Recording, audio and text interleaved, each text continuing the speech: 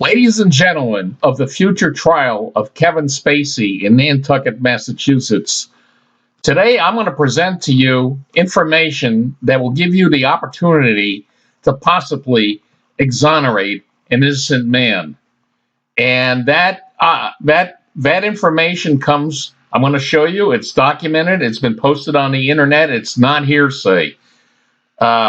So what's going on is Kevin Spacey is going on trial for he's been accused of molesting somebody at a bar in Nantucket. Now, I have proof that in another bar called Bukowski's in Cambridge, Massachusetts, Kevin Spacey was given the golden opportunity to go home with somebody and turned him down. Now, I'll tell you why this is significant. Let's just say that despite the fact old PJ here has possibly the purest, most sinless soul on the planet, that some woman accused me of Me Too actions that I forced myself upon her.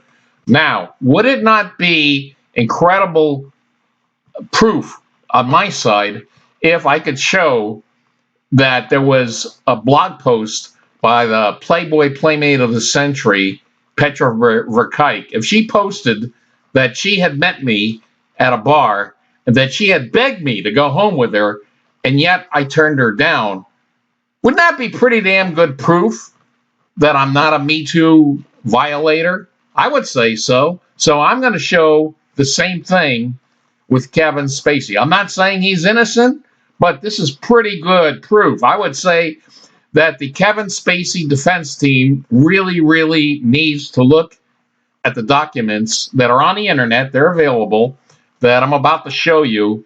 And I would recommend, of course, you would need to subpoena William Rivers Pitt to the trial to testify as to the character, the wonderful character, in this case, of Kevin Spacey. So first, let's go back in time. It's March 27th, 2007, and we have a Dummy Funnies edition here, as you can see, and here it is. It just says it. William Rivers Pitt invites Kevin Spacey to his apartment. Now, remember, I didn't post this yesterday or last week. This is from, and people that read the Dummy Funnies are familiar with this. This is March 27th, 2007. So here it is. William Rivers Pitt, again, William Rivers Pitt invites Kevin Spacey to his apartment. So let's just real quick, we're going to look at the first paragraph here, and then we're going to go to his actual writings that possibly could exonerate an innocent man and return a great actor to the films, to the big screen. He says, "You read that right. Pied Piper Pitt," that's what we call William Rivers Pitt, "actually did invite Kevin Spacey quite urgently over to his apartment. Actually, the story began 2 weeks ago, as you can see in this Pitt thread, when Kevin Spacey walked into Bukowski's, and in the midst of a Pitt lecture about how he wasn't awed by celebrity, he engaged in celebrity worship of the most blatant sort. In the second encounter number 2, which is the significant one, in the second encounter, remember that, ladies and gentlemen of the jury, in the second encounter with Spacey in the same bar, Pitt dispensed with whatever fictitious nonchalance he pretended to have the first time and begged Spacey to visit his simple abode. So let us now watch Pied Piper Pitt invite Kevin Spacey to his trust fund pad in Bolshevik Red while the commentary... Okay, so what we're going to do, we're going to go to his first encounter with Kevin Spacey, and here it is. This is March 13th, 2007. This is William Pitt. As you can see, William Pitt, that's William Rivers Pitt, and he's in Bukowski's. Is that still around? Okay, but anyway, let's just get to it. I can almost hear Brian Craig host of the Steve Kane show going, "Get to the point, PJ." All right, we're getting to the point. Okay, so here he is. He's in Bukowski's, William Pitt. "So I was drinking a beer with Kaiser Soze tonight." Yeah, seriously. I've been beat tired all day and had to drag myself along through a 7-hour blizzard of errands, driving, waiting, errands, driving, waiting, lather, rinse, repeat. I finally got home around 7 p.m.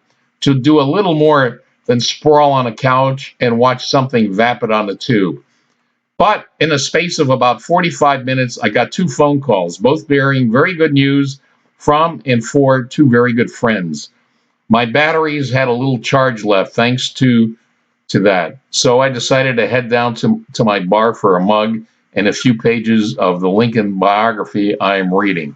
By the way, warning alert, ladies and gentlemen of the jury, the testimony he is about to present is true, but unfortunately his writing style is best described as pretentiously bloated. And I mean bloated, as in why one word when 10 words will suffice? So keep that in mind, ladies and gentlemen of the future Kevin Spacey trial jury. Okay. The place was Monday night dead. Just the bouncer and the bartender dealing with maybe 3 customers besides me. Perfect. Ipswich ale in the mug, and the chapter about Lincoln's early attempts to deal with Douglas open before me. Okay, so that's his way of telling you he's an intellectual. Okay, a little while passed, and then the door opened. A clot of maybe 7 people come in, well-dressed folks who pretty clearly were fairly far into their cups. They poured into the stools maybe 10 feet from me. One of them, a guy wearing a simple hat and brown coat, sits by the tap racks and turns his face towards me while talking to his friend. I looked again, 3rd time. Damned if that isn't Kevin Spacey, I thought. It was. I guess he's making a movie in town, and he just happened to stagger, pretty much literally, homeboy was tight, into my wee little bar beneath the parking garage. Keys are effing so's right there. Now, I'm the place where celebrity worship goes to die for the most part. No, actually, we found out it's where celebrity worship goes to live. But let's stick with this fantasy. Meeting Muhammad Ali when I was a kid and meeting Arthur Schlesinger a few years later stand way out among the whole pile of actors, politicians, and randomly famous folks I've come across. Spacey doesn't rate with Ali or Schlesinger, of course, but I have to admit, being more than a little bug-eyed as I watched them wrestle with a glass of Duvel. American Beauty had such a huge impact on me, something movies usually don't do. And The Usual Suspects is the pantheon of all-time amazing films. And yeah, here was Keezer effing so's. So I did the total cheese move, of course. Here you're where the celebrity worship goes to die, except a few paragraphs later it contradicts himself. I walked over, tapped the shoulder, welcomed him to the bar, told him I really admired his work, and toasted him. He smiled somewhat blearily, but with genuine friendliness toasted back. We drank. I said goodnight and shuffled back to my stool. About 20 minutes later, he and the group reeled off into the night. The greatest trick the devil ever pulled was convincing the world he didn't exist. Well, he does exist because I tipped a beer with him in my bar tonight. Keys are effing so's. So that was his first encounter. And, he was trying to act cool, but of course he really didn't. So now we go to the second encounter. And this is March 27th, and this is in the Democrat Underground. For the just a note here, note the website. I'm talking not so much to the jury now, but to the Kevin Spacey defense team, because you're going to want these documents, and you're probably going to want William Rivers Pitt too. Okay, so anyway, we go to March 27th, 2007. Now Pitt's attitude completely changed. Completely drops all pretense of being the place where the celebrity goes to die, and he's like a big time fanboy. Okay, so now here we go again on this date, a few weeks later. Okay, the powers that be. There were, and again, I apologize for his pretentiously bloated writing, but yeah, we got to go through it because this is important for the jury to analyze. Okay. There were maybe 3 of us at the bar a couple of Tuesdays ago. One of those quiet past midnight midweek nights when most people are safely indoors, when the wind blowing around the buildings seemed loud because the sidewalks were so silent, and one last snowstorm made even the tire buzz of the cabs on Boylston Street sound like it was coming from miles away. Again, I apologize. The guy's trying to obviously sound like Raymond Chandler and doing a hilarious job of failing at it. Okay. This low whisper of a Tuesday night found me and 2 regulars trying to keep the bored bartenders from lighting themselves on fire just so they'd have something to do besides stare at us over the taps. The door blew open, and suddenly, in a swarm of 7 loud boozers, nicely tarnished at the end of what had pretty clearly been a long night, came boiling in. 6 of them were doing everything they could to make sure we knew that they were there, but the 7th fellow in the brown scaly cap held the group center in smiling silence. I wonder who that was. Like an atom at the core of the boisterously inebriated electrons. He sat down, couldn't you just say Kevin Spacey came in? But of course, we're talking Pitt. All right. So bear with me, jury. He sat down 4 stools away from me, ordered a beer, and proceeded to go to work on it like a military school freshman eating dinner in the cafeteria. All right angles and serious business. I looked over the group before really focusing on the fellow in the cap, and then looked again, and then looked a 3rd time, staring long and hard to make sure I wasn't imagining things. This is Mr. Where Celebrity Goes to Die. Okay, I wasn't. Let's make sure I wasn't imagining things. I wasn't. Here, at my bar, and almost within arm's reach, was actor Kevin Spacey, who is apparently in town making a movie about those MIT guys who beat Vegas. Hey, you know what? Real quick, and then we'll get back.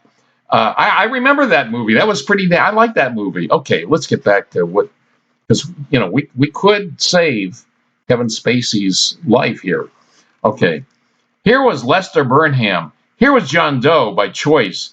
Here was one of the few screen performers who can make me forget about my overarching disdain for celebrity worship and transform me into a star-struck goober. Here was Kaiser freaking Soze getting his drink on 10 feet away from me. Oh my God. Verbal hint from the usual suspects. The man with the plan. 1 cigarette lighter, gold. 1 watch, gold. The man who asked the question, how do you shoot the devil in the back? What if you miss? It was a treat. He walked in again the following Saturday, accompanied by an even larger crew, and my friends and I came within an eyelash of convincing him to swing by my apartment for a few after-hours Newcastles. Our sales pitch was foiled by his entourage, however, who were apparently too impressed with themselves to stoop to such meager entertainment opportunities and wound up talking him out of the trip.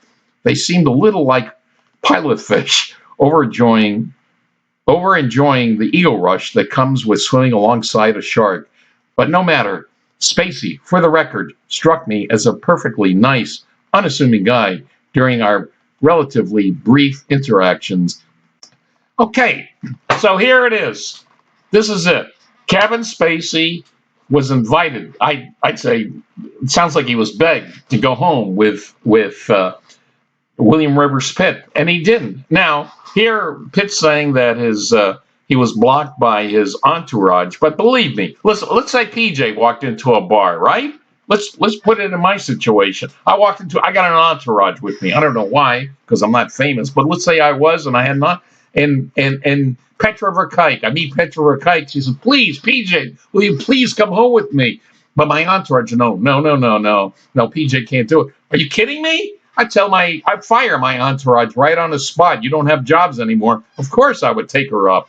But so here it is. Now, Okay, so now he gets into it. The rest of that week, we had all the regulars cracking off So's jokes with a will. Once word got out, he had passed through our insular little clubhouse. Now, you know what, ladies and gentlemen of the jury, defense team, actually everything past this point, where Pitt talks about inviting, begging, really, Kevin Spacey to go home. You can cut it off here, because believe me, you're going to get nowhere. I mean, this guy goes into hyperbolic bloat. I'm not kidding you. I mean, it is really. I mean, he even brings up. I mean, look, he's talking about inviting Kevin Spacey home, and I'm not kidding you. He gets into Eisenhower's farewell address. I'm kidding, right? Right? No, I'm not. I swear. Here. It's that last one that really rings the bells. The ones that compelled President Eisenhower to deliver perhaps the most ridiculous farewell speech in American history. Can you imagine a post-Vietnam president having the stones to say things like, in the councils of government, we must guard against the acquisition of unwarranted influence? And it goes on and on and on. I mean, yeah, guys talking about inviting Kevin Spacey to his place, and he goes into Eisenhower, his farewell address, the military-industrial complex. It goes on. I mean, just you see, just please, jury, you're gonna have to overlook the rest of it. You don't really need to look at it. It's just bloated. But I guess you're gonna have to. You know what? You might have to put the whole document in. So that's pretty much it. And so what I'm recommending is that right now, the Kevin Spacey defense team, they really need to get these documents. They're in the. I gave you the dates. They're in the Democrat Republic. I got them on the DUmmie FUnnies. Probably you're going to have to interview William Rivers Pitt. And I'm not saying it's going to happen, but I'd say this is pretty good documentary evidence in favor of Kevin Spacey. So possibly, I don't know. You know, I'm not judging Kevin Spacey, but if this could exonerate a possibly innocent person. So there you heard it, ladies and gentlemen of the jury. I rest my case. You could exonerate an innocent man. Thank you and good evening.